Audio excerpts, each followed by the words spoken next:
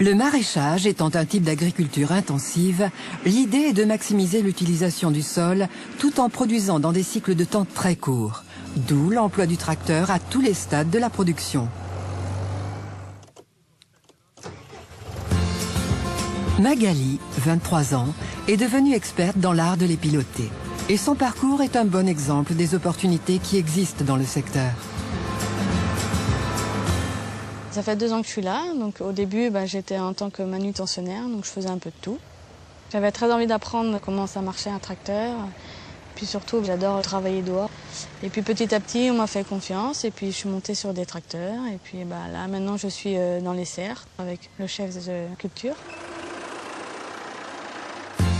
Jean-Michel, quelles sont les différentes étapes de la culture de la mâche, spécialité maraîchère de la région? Magali est appelée à faire donc la préparation de sol avec un cultirato et qui prépare parfaitement le lit de semences. Ensuite, un semoir de précision qui distribue graine par graine.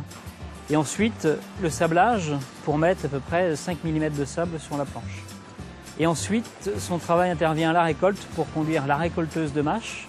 Il faut être très délicat de façon à ne pas abîmer le produit, Aucun permis n'est nécessaire pour la conduite de ces engins agricoles.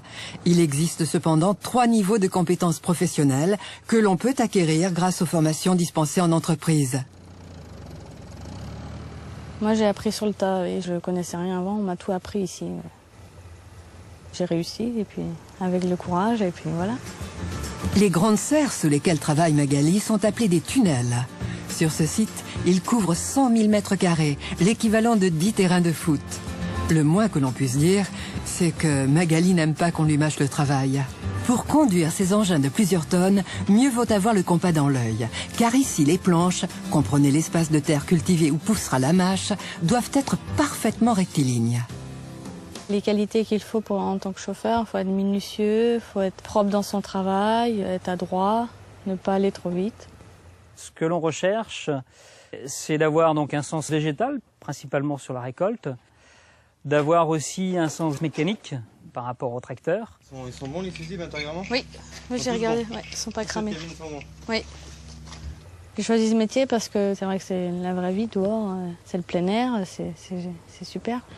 Et puis l'ambiance avec les collègues, travailler la terre, voir comment elle évolue, qu'est-ce qu'on peut faire avec la terre. Et pour l'avenir, Magali a le champ libre. N'est-ce pas, Jean-Michel? Ce sont des métiers qui s'ouvrent aux femmes. On recherche des qualités que les femmes ont, donc d'être très méticuleux, d'être très pointu. On a énormément de possibilités d'évolution pour quelqu'un qui est motivé et intéressé par le métier de l'agriculture.